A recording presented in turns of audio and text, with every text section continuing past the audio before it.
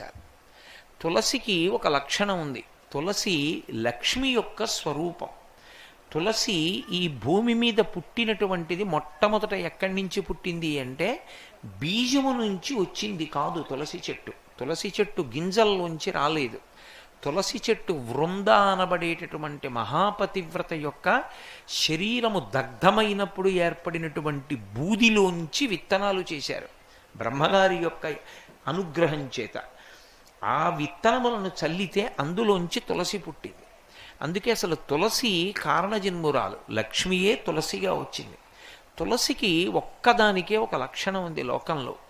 తులసి సమస్త పాపములను హరిస్తుంది. ఎందుచేత హరిస్తుంది అంటే దాని గురించి పురాణంలో ఒక మాట ఉంది.